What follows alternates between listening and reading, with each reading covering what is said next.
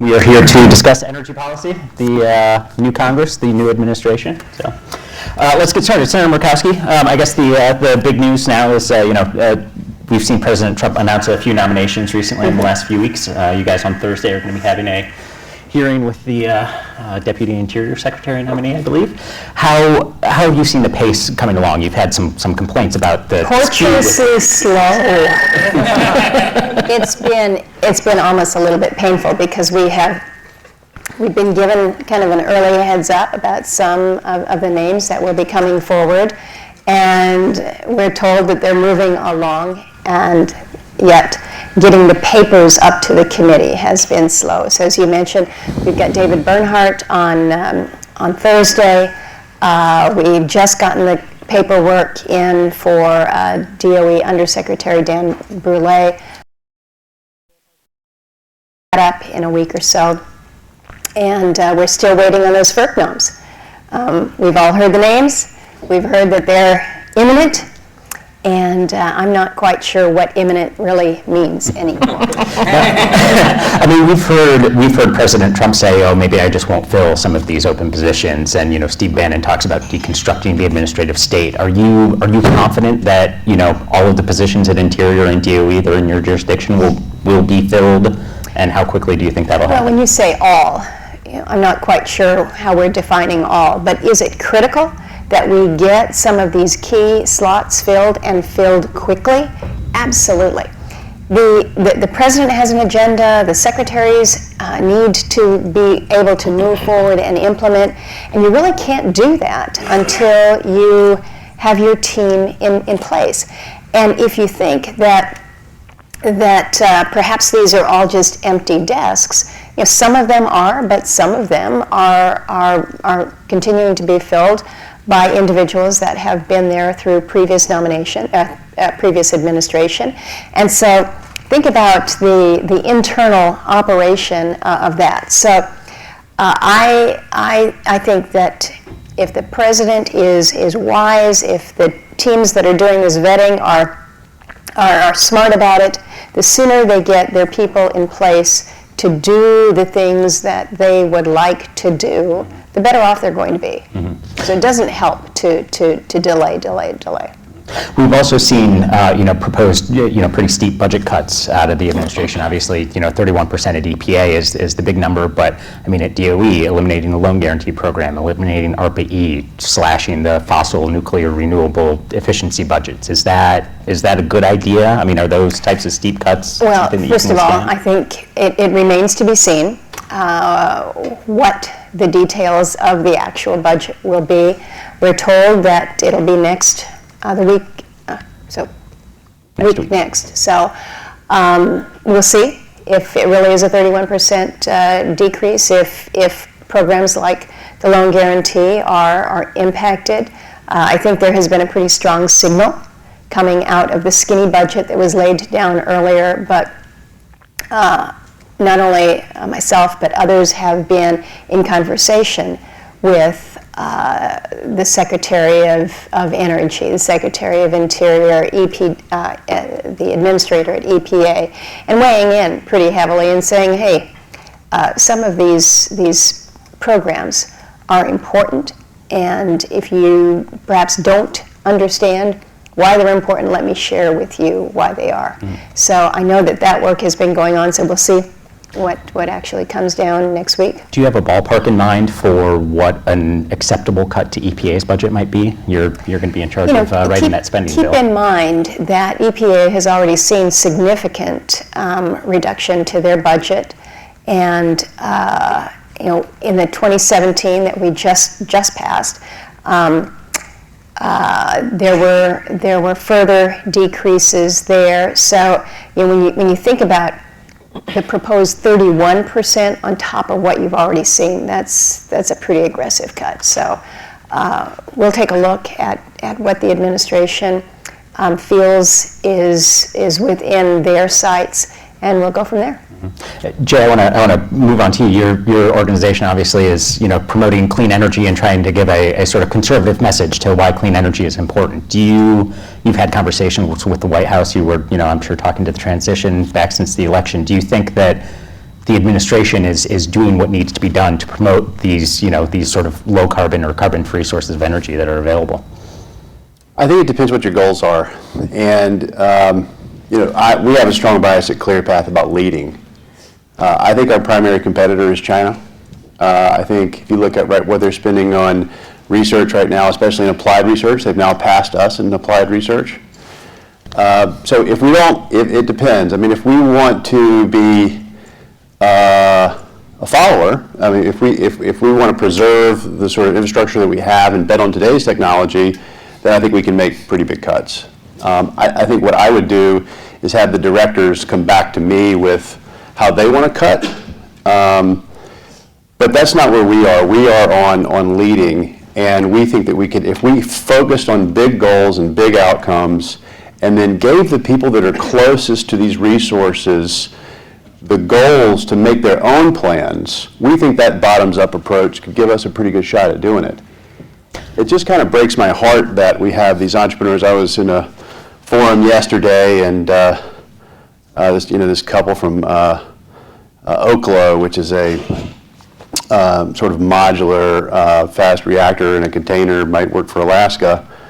To see them fight and struggle through our system when this technology could be hundreds of millions of dollars in revenue if it were applied properly, that's the kind of thing, if I were the administration, I would really want to get behind, because that's what drives jobs and that's what drives the American economy in my mind. Mm-hmm. And Meera, your customers are scattered all over Alaska. They, you serve rural customers who may not have access to the grid. Alaska is also experiencing the effects of climate change faster than most other places on the planet. How are the people that you're serving grappling with those sort of dual reality, the need for cheap, reliable power, and the experiences that they're sort of seeing outside their front door? Well, of course, in rural Alaska, you have these small pockets of people that are scattered all over. So we serve 58 communities, and our sum total of the number of customers we serve is about 11,000. So even in a very small community down here, that is a small community. It's a large city block down here. So they are very conservative in how much energy they use. But between the combination of electricity and heating fuel, it is their single largest budgetary item. But the problem is that there is no viable technology yet that can make a significant difference. We do operate 11 wind farms, so we actually serve 15 of our communities with wind energy. We're building 2 more this year. And we've achieved displacement of about 40% of the electricity that we otherwise generate with diesel. So we're seeing some really high penetrations, but it's still not the answer, because you can never provide 100% of the electricity with that. So you have to have diesel. And the sad corollary to that is that diesel is actually running less efficiently when you're operating wind, because it has to run at low levels of the generator capacity in order to be available when the wind dies down or stops for any reason. So what's the technology that would fix that? Is it storage? Is it SMRs? Is it microgrids? Is it some combination of all of those? Well, we are operating microgrids. That's exactly what we are operating.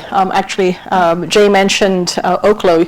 I actually was in a conversation with them just last week about the potential for a 1 to 2 megawatt micro nuclear project. I would love to be a test bed for something like that, because I have always believed that the long-term solution really is these very small, self-contained nuclear generating stations that are absolutely clean. They run without fuel. You don't really have to even touch them for 10, 15, 20 years. What a boon that would be if it were to actually work. But going through the NRC is just a real challenge. We actually had a nuclear project that was proposed about 15 years ago to serve a community. It was the Toshiba 4S project. And they started going through the regulatory process and never were able to get far enough to actually get a permit. So that has to change. The administration has to be more receptive to real solutions. And how do you make that happen, Senator Murkowski? What can Congress do? You had an energy bill that got basically to the 1 yard line before it didn't get all the way there back in December. So how has that experience sort of informed the potential, or I guess limitations of policy making around this? Well, you never give up when the the issues are good, the issues are right and important. And I think with our energy bill, that's exactly the space that we're in now. Senator Cantwell and I just yesterday met to discuss how we are kind of moving forward with our refreshed energy bill, and that bill will include some provisions that we worked on last year in the same space that Meera's been talking about in terms of how you can advance whether the permitting and licensing or just the R&D when it comes to the advanced nuclear. Making sure that our energy policies, though, are keeping up with what is going on in the energy space has got to be a priority. We haven't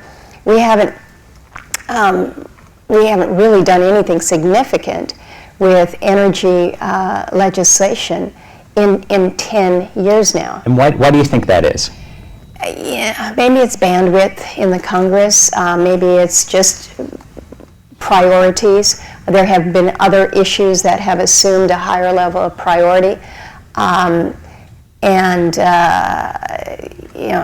suppose we could speculate all day long as to why we haven't seen more of it. But I'm not going to spend a lot of time thinking about why it hasn't happened. I'm going to focus my energies on making it happen, and that's the big push now. Quite honestly, the majority leader is looking for initiatives that enjoy bipartisan support that we can bring to the floor. And if you look to what we were able to advance last year, there's not too many things that have made it through the Senate floor by a vote of 85 to 12. So we want to be able to reestablish that and really start pushing on it once again. So that's going to be the initiative in these next couple months here. And how do you see that process linking up with, President Trump has talked a lot about his desire for some sort of infrastructure package that may or may not be coming in the next few days or so. There's a lot of tension around regulatory reform. There's a big markup today happening in the Oversight Committee. I mean, are those three efforts going to be sort of combined into one maybe super package? Are they going to remain separate? Is there a benefit to doing it one way or the other? It could be combined into a super package, although I think if you look to other matters that have become so big, they've become too big. And so I don't want us to be in a situation where the weight of something just brings it down. Now, it may be it's just the right melding of different initiatives. I think we're all speculating as to what the infrastructure package could actually look like. Mm-hmm. At the rate that it's going in my office, it covers everything from roads and bridges to the toilet in your house. It's really quite overwhelming. I hear Rand Paul is not a big fan of those toilet efficiency. Just saying. Jay, how do you, one of the big problems last year, it seems like, with the energy bill was there was this sense, especially among House Republicans, that there was no big sort of win in the package. There was, some LNG exports language that didn't, fundamentally sort of change the process, and then it was a lot of stuff that was, good ideas, but not necessarily, we're getting rid of the Clean Power Plan, or we're opening ANWR, or, some sort of big marquee thing. So how do you make, Jay, I want to ask you this, how do you make the argument to conservatives that, some of the stuff that may be, kind of boring or process focused or, around the margins is still incredibly important to do, and, how do you sell something that may not be the end-all, be-all as, still a win and still sort of worth doing from a conservative perspective?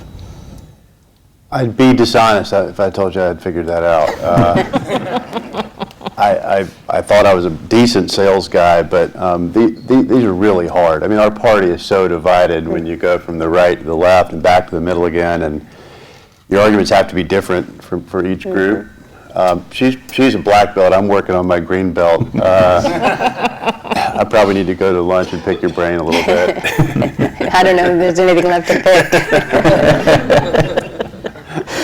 Obviously, the overarching, when you talk about energy policy, you can't really talk about it divorced from climate change policy. And we've seen, a big discussion about whether or not to stick with the Paris Agreement. We've also seen, a lot of private companies are, taking more seriously how to reduce their carbon footprint, how to, how to be more efficient, how to be sustainable. Is that effort going to create any sort of momentum that would spill over into the White House or into, the more, especially sort of conservative precincts of the Republican Party that have been really resistant to anything that is labeled as a climate policy? I think it could. I'm not entirely sure in what way it will take shape, but as you know, things are happening on their own, not because of any policy directive, not because of any mandate out there, but because in many cases it's just good business judgment to make these decisions to go in this direction. I do think we will see the administration developing its climate policy. I was in Fairbanks for the Arctic Council this past week at the ministerial, where the United States passed the gavel to Finland after 2 years. There was a great deal of debate as to whether or not climate would even be addressed in the declaration. And I think it is significant to note that not only was it addressed, it was acknowledged in the Fairbanks Declaration that climate change is happening, that we're seeing the impacts in the Arctic at twice the rate, that it is attributable to emissions. Well, it didn't go on about the Paris Agreement. It actually mentioned the words, which I thought was really quite significant. So it's probably the first time that I have seen a document that was led by the United States with 7 other Arctic nations in this administration acknowledge the issue of climate change and the responsibility to act collectively, globally on this issue. And as Secretary Tillerson mentioned when he was there, when asked about Paris, he said, what we're doing in the administration is working to define what our climate policy is. And then making a decision on Paris will basically come on its own. So I do think that you're going to see some brighter lights out of the administration in terms of where they see the focus on climate initiatives. That will help guide some initiatives, but in the meantime, again, you have business and industry that is just working to be more responsible when it comes to their own emissions and looking to their bottom line and how these particular initiatives benefit them. And what's your, when you talk to either cabinet secretaries or others within the White House, what's your advice when it comes to should we stay or should we go in terms of the Paris deal? I've been somewhat agnostic in terms of whether you stay in or whether you stay out. I think what we need to do is look at that and say, okay, where can we be most useful? Where do we have most leverage? And of late, I've been coming down on the side of you have more leverage if you stay in. Now, whether or not the administration agrees with that remains to be seen, but I think that's how we should view it. And I'll tell you, I'm so Alaska-centric. You all know that, but I look to what is happening in our state. I think about the visit that President Obama made in 2015, where he went specifically to see some of the impacts of climate change, flew over Kivalina, a community that is threatened by coastal erosion, and a lot of press about it. Mm-hmm. And then he left, took the pictures, but there was $1 billion that was to be directed for the Green Global Fund. Not a dime of that was going to be spent in a place like Alaska. Mm-hmm. And so I guess I'm looking at this and saying, we have some responsibilities here at home as well, and how how that piece of it can be part of the discussions with Paris, I think, is an important part of the discussion. Yeah, Meera, I want to get your thoughts on this, since you know, obviously Senator Murkowski spends plenty of time in Alaska as well. But you know, I mean, do you think it matters to the customers that you're dealing with? Does it make a difference whether we stay as part of the Paris Agreement, or, you know, I mean, the extent to which official Washington policy is climate change exists and we should do something about it? I mean, how much does that matter to the people that you're serving? Well, you know, we are very distant from the whole concept of the Paris Agreement, but I can tell you that most of the villages that are facing the threat of erosion and the need for something drastic to happen in order for them to be able to stay in their ancestral lands, there is no doubt in my mind that climate change is a leading contributor to that, and that emissions are a major part of that. We have to acknowledge that that is a major issue, and we have to stay on board. You know, that's my personal opinion, because I think it makes a difference. Now, for that to result in draconian standards that are forced upon us who are struggling to serve these small communities, that isn't the appropriate way to go about it. But to assist all of us that are trying to make a difference in making these communities self-sustaining, weaning them away from fossil fuels and so forth, that has to be a priority. And because I think it makes a difference. Alaska gets a bad rap because all of the liquid fuels that are consumed in the state are attributed to the 710,000 population, and we look like we're the world's biggest consumers of energy, but we're not, because we have this massive amount of international air traffic that comes through Anchorage and Fairbanks because of all the freight that moves through there. All that usage gets attributed to Alaskans, and that's not right. But we need to make a difference there as to how we are powering our energy. Jay, what do you think I guess what's the number one or two things that the Trump administration or Congress could do in the next year or so to try and sort of send that message that climate change, clean energy is important, and here is the way that we are going about it in a conservative way that is not draconian, as Meera said? Well, we do kind of specialize in that, right? We think we have talking points. Our website, ClearPath.org, and ClearPath Action Fund.org has a ton of information on it around these issues and how to talk about it and how it polls. I mean, I really do believe there's a win-win-win here, right? And it gets back to my first point, where do we want to lead and follow? And everybody talks about jobs, et cetera. But energy is the biggest market in the world, by far. And China has got their eyeball exactly focused on that.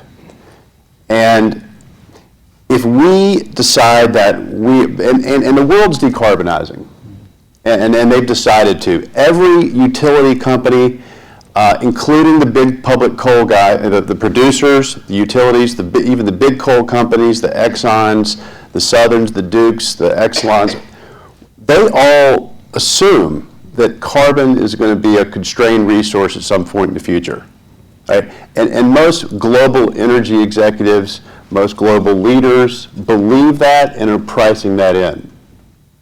Now, we might believe that climate change is not risky.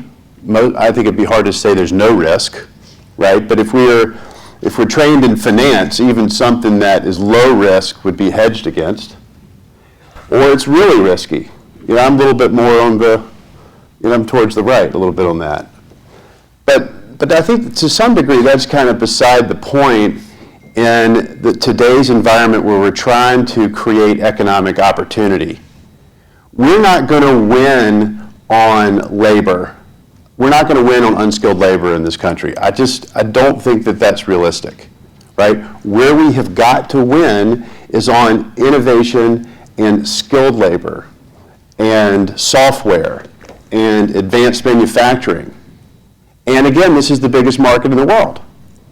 So if we're playing for this quarter and the next quarter and the next poll or the next election, I would short the heck out of this country economically. Right? And I don't know what's going to change about this. But China doesn't think that way. And they've got a high-temperature gas-cooled reactor coming up on board this year. I was talking to John Hopkins in the crowd here from NuScale and chairman of the Chamber of Commerce. Nuclear is going to be a $500 billion to $1 trillion market per year, based on what the pipeline looks like from primarily Asia, right? We own all the ideas. They've taken those ideas, they're building those ideas, and the jobs that are created, the jobs at Vogtle that you're reading about in the paper, I mean, the welders there are making $70 an hour kind of stuff. And so, yeah, we can go build a bridge and we can go fix a toilet, but then 5 years from now, what happens? Are we going to be doing that again, and where's that job go, right? So the industrial might that we had in the 60s is what really leapfrogged this country ahead at 50s and 60s. When we were an industrial nation, we were playing longer term ball, I think, and we were winning, right? So to me, it's all about industrial, clean, affordable energy that's going to play into the biggest market in the world. How many cars are going to be electrified in 20 years? A lot. We own stock in VW. It's beaten down. It's a good buy, by the way, I think. They want to do 1 million electric cars by 2020. Right? All the bigs are watching Tesla and going, this is where the ball's going. Right? What does that mean? That means lower transportation fuels and higher energy fuels. Right? Again, a carbon-constrained world, massive economic opportunity, huge job creator. But we got to get our education systems in order. We got to get engineers out there, and we can do this. And the best ideas are here today. Mm-hmm. But we've got our thumb on these people. And so to me, that's the win-win-win. And yes, you stay in Paris, because guess who's going to lead when we don't? China. Mm-hmm. Clearly. So I'm pretty, if you can't tell, I'm kind of passionate about this. So I do think there's a win-win-win. Sure. So how do you then take that approach? And if you look at, what the IEA or the EIA says in terms of, trajectories of energy demand, prices, emissions, et cetera. I mean, it's all, emissions are flat or slightly, more or less flat in the sort of projection of current policy expectations. Whereas, if you look at a IPCC 450 scenario, the line's going, pretty sharply down over the next 30 or 40 years. How do you bridge that sort of gap, or do you need to sort of know how you bridge that gap in advance of pursuing, any sort of policy? Complexity. I used to, when I did a few speeches back in the day as a business guy, I had one speech that I would give over and over, and basically the headline is "Complexity Kills." Right? If we're scattered out and focused on 1,000 things, we're not going to be very good at our core things, right? And this is a really complex thing. So I do think we've got to get focused, and that's our push. We're not really on the regulatory side. In fact, we'd like to see, of course, better, more streamlined nuclear and differentiated nuclear regulation streams for folks like Mr. Hopkins there. We'd like to see better hydro regulations. I think micro power for your micro hydro, for example, a company called Natel, I'd be interested in. There's some fast-moving rivers up in Alaska, and they generate, I think you could drop in some units and generate power at cheaper, perhaps, don't know. So we would, but the regulation there kills a lot of this innovation. And there are lots of groups that are working on regulation and that side of things. But we believe that we have got to hit the innovation gas pedal, and we've got to hit it hard. For example, yesterday I heard of a new thing called Apollo, which is basically use fusion to release neutrons into a fission reactor, and has a promise, could surprise everybody on the timing of that technology. We don't know what's going to happen, but if we kill the innovation engine, right, there's really only the DOE. None of the energy companies, maybe minus Southern, who's got a relatively small budget next to DOE, this is not going to happen in a garage in Silicon Valley, and it's not going to happen on software, right? This is industrial scale innovation. We have got to get the technology right, and then it's hard to project these lines because we can't really predict that exactly. Mm-hmm. But we should be in front of that, and that's my point. So Murkowski, I want to get your thoughts on this. Obviously you're a big supporter of innovation and the work that DOE does in that area. If there's more that the government can do to encourage innovation, as Jay's calling for, what can be done to ensure that innovation is not going to make, you know, the problem worse, whether that problem is climate change or prices or reliability or anything else. I mean, how do you set the rules of the game in such a way that you know, these trends at least move in the right direction? I think the first thing you do is you do not cut the knees out from under ARPA-E. You make sure that our national labs are appropriately and sufficiently resourced, but also that our national labs then are really partnering with industry rather than being somewhat isolated in terms of what it is that they are working to advance. I think there's a lot more partnering that can and should go on, but I really do think that the regulatory piece is something that we have to pay attention to. We have to address because it seems that more often than not, you will have the good ideas getting out front, and after 10 years and millions of dollars, people kind of give up, and you can understand. You know, we talk about the hydro space. And the reality that right now we're looking at about 10 years on average to relicense a hydro facility. Relicense. This is existing. And it's taking 10 years on average and millions of dollars. I was talking with one of our utility managers down in the south central part of the state, and he has a small hydro facility. Small hydro. He's been working on a license now for 6 years. It's cost him several millions of dollars. No fish in this dam at all, and we can't get moving with this. So making sure that we've got the institutions in place, ARPA-E to help with the innovation, our labs, but also dealing with the regulatory morass that is really holding back so much of the innovation. And we certainly hear that in the nuclear space. And if I could add to that, yeah, you know, please. we want to build a small hydro project to serve one of our communities of about 200 people, Old Harbor and Kodiak Island. Lisa's been there. We spent 7 years getting a license to build this. We asked for two 262 kilowatt turbines. They licensed it for one because we didn't currently have the load to justify a second one. So we have to go through the entire licensing process again for another 262 kilowatts. It has cost us over $1 million to get that license. Now again, divide that back amongst 200 people, less than 100 services. That's the sort of hurdles that we have to overcome. And so what it does is it pushes out that timeline, it pushes out that cost, so every year that is delayed, it costs another 3 or 4 or 5% to build it. So in the end, we're going to be looking at a $10 million, 262 kilowatt hydro facility, and it's all because of the regulatory hurdles that you have to go through. It's unconscionable. And until that is built, that community is powered exclusively by diesel. And so you've got this weird inconsistency here where policy is saying, well, you need to move towards renewables, but we're putting every possible hurdle in place in front so that you cannot do that, and you're stuck in the last century. It's incredible.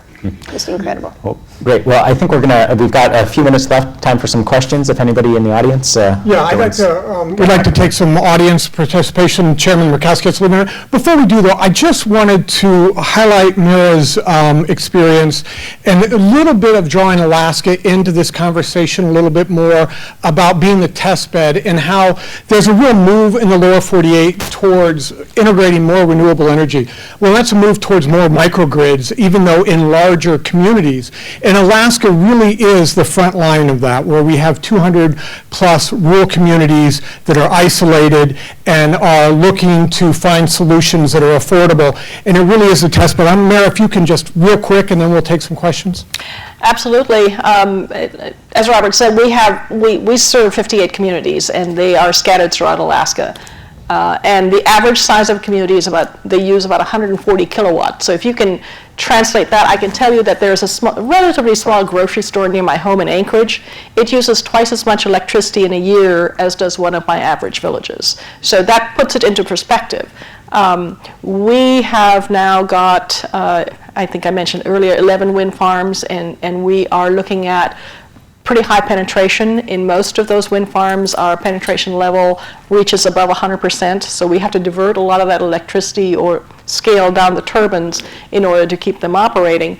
We actually have just successfully entered into a partnership with our Alaska Center for Energy and Power at the University of Alaska Fairbanks and the Office of Naval Research to put together an innovative approach where essentially you're going to have storage for just 90 seconds, just the time that it takes to be able to bring a diesel genset up online to pick up that load drop. We actually are displacing, I mentioned, up to 40% in some of our villages. I think we can get closer to 60 or 70% if we had that ability to bridge that gap. We talk a lot about storage and flywheels and so forth. Doesn't work in most rural Alaska's contexts because we don't have the ability to put that kind of investment into this very expensive concept. However, there are alternative approaches to that, and that's where the government can come in to help us to find those solutions. Don't just be looking for the very large solutions. Let's look at the small solutions, because from Alaska, it's but a short step to the rest of the Arctic, and from there to the rest of the world.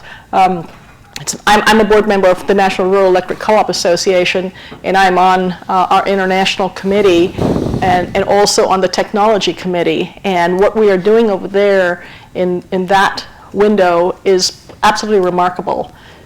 And it's scalable eventually. It's scalable, absolutely. Test it at a smaller scale, and then you can scale it up to larger communities in the lower 48, and it really is the test bed. Thank you so much. And can you just introduce yourself? Sure. Stand up and Good morning, Andrew Patterson with Environmental Business International.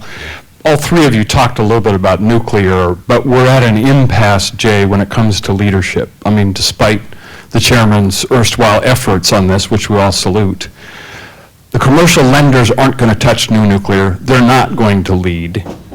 Equity makes it very difficult to fund nuclear just with equity. The federal government is going to have to come to the table not only with funding, but with different ways of funding the NRC, because if you blow $1 billion, just getting the first units licensed, that's a prohibitive financial hurdle the private markets will not respond to. Maybe tomorrow we can get the first units built in Alaska, but to get leadership, Jay, we're going to need a public-private investment partnership to forge a breakthrough. Other countries, as you've said, with China, have already taken the lead. How do we do it? there's the question. All is not lost. There is interest sincere interest at DOE, and there's sincere interest in the White House on a holistic nuclear approach, I think. It's complicated. There's a lot of things that we need to do. There's a lot of levers to pull. The existing technology going forward is going to be challenged. I think we need to do everything we can do to preserve and extend the life of the current fleet, and that has its own policy set. My personal bias is that we created advanced technologies that are cheaper to build, cheaper to operate, can be made in a factory instead of on site with 6,000 workers pouring more concrete than you could probably see out the window here. And so I don't know what the future of that looks like, but I do believe that there are real ideas. Keep talking about NuScale and Oklo and these things. NuScale's real. It's got a PPA agreement with the utility. It's the same chemistry and an advanced technology package that we have high hopes for. We've got to support these companies, show proof of concept. We've got to get the DOE focused on this, and we've got to get the regulatory environment. ClearPath.org will be updated with more specifics on this. We have stuff now, but I agree. And there's a vacuum here in advocacy a bit. I think the environmental community is probably on the margin is anti-nuclear. And that's a problem as well. We'd like to see that move, and I think it is moving. There's a lot of work to do. Question from this side? Hi, Todd Allen from Third Way. One of my observations with the young generation, especially in nuclear, is that they are fascinated with the idea of being clean energy entrepreneurs. And I'm wondering how much of the context you talk about affects their motivation into getting into this area. Because I think that a lot of things you talked about will fix and make the pathway for them much more positive and want them to be engaged.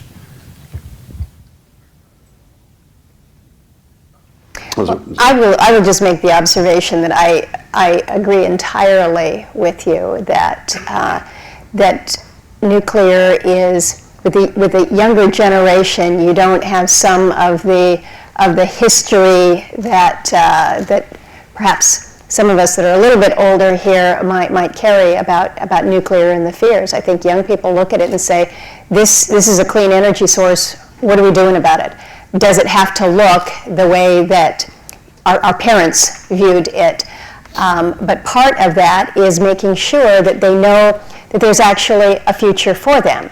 Because if they don't believe that nuclear is going to be part of a robust energy portfolio in this country, then they're not going to undergo the training, the schooling to be part of it if they don't believe that there's a future there. So we need to make sure that we are promoting as a significant part of our energy portfolio and the balance that comes with it, that energy, that nuclear is a significant part of that. Get them excited about it. Another question. I know that I want to be respectful of the chairman's time, but I think we have time for one more. Is there a question here? Hi, Katie Cullen with SC Partners, and thank you all very much. This has been a terrific discussion. To follow on to the chairwoman's discussion on jobs, I mean, we all know that the jobs being created in this energy market right now are wind and solar jobs, and a lot of them are being created, probably the fastest growing sectors. But, and a lot of vets are getting in, and lots of young people are going into that clean energy business. Is there a way to actually help sort of this generation, or maybe a little bit younger than my generation, but who are still working in the coal industry, because we know that those coal jobs aren't coming back, no matter what, frankly, the administration says. Is there a way to help retrain them in some of the energy jobs that are being created? And is there a public-private partnership that could be done between the industries? I don't know anything about the public-private partnerships that may or may not be going on, but in terms of retraining and opportunities there, I think that those are clearly possible and worthy of pursuit.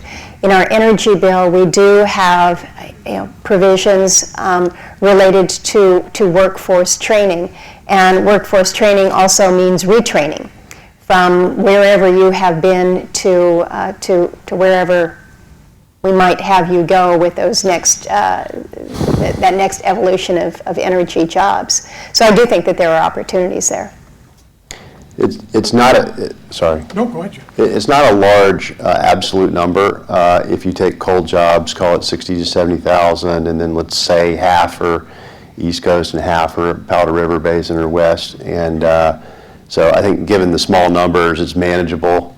And I think we're looking at pensions being guaranteed through, Trump's working on that, the president's working on that. But you also have to think about the coal workers that are working in the plants themselves, and it's still 33% of our grid. And you have to think about the whole sort of coal ecosystem. And you also have to think about the fact that coal drives most of the power in the world, especially in Southeast Asia. And for China to write off all their coal plants when people think about a renewables future, that would be a $5 trillion write-down. I don't think that's realistic. So again, back to the economic opportunity. Carbon capture is real and works where you can pump it into the ground and enhance oil. It can work economically. We can win there. We're not going to win there if we cut the fossil fuel energy by 70%. Not going to win. China's has got those facilities up and testing now. They're going to win. We'll lose the jobs and we'll lose the export opportunities. Well, this is the last question here. The chairman has to go. But Okay, Steve Nadell from the American Council for an Energy Efficient Economy. Good morning, Senator. An observation and a question. You mentioned some of the challenges in some of the rural communities, particularly the coastal communities, dealing with sea level, melting permafrost, et cetera. The observation is, have you explored opportunities to work with people from Florida, from Virginia Beach, from some of the communities up and down the Mississippi that are exposed more to flooding, to together build a coalition? That's the observation. The question, very specifically, in the skinny budget, the president proposed to eliminate the Energy Star program, and I was curious if you had any opinions about that.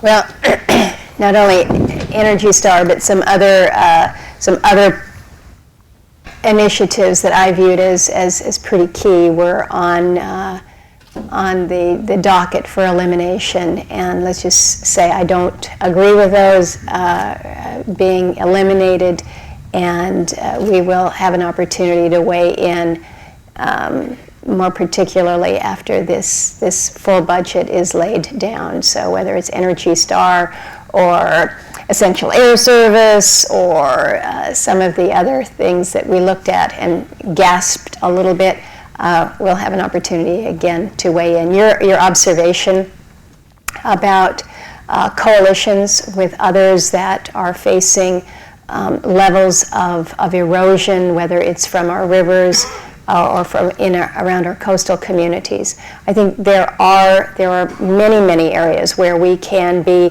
partnering to understand better how different communities are dealing with these issues, how we can move towards greater adaptation, mitigation, in recognizing that we are seeing these changes. I think in Alaska it's just that much more pronounced, and so perhaps there is greater awareness, and it allows us an opportunity to lead with some of the suggestions and some of the things that we are doing right now. Our great challenge, though, is relocating a community is really expensive, and so how we can address these issues that are having immediate impact to Americans today is part of the challenge and the responsibility in front of us. Chairman, thank you so much, everyone, for coming, and the chairman has to run back to the Hill because, as you know, we're all at full speed. Yeah. What's up for that? Yeah. But thank you so much, and thank you all. Joe, Meera, thank you for coming from Alaska.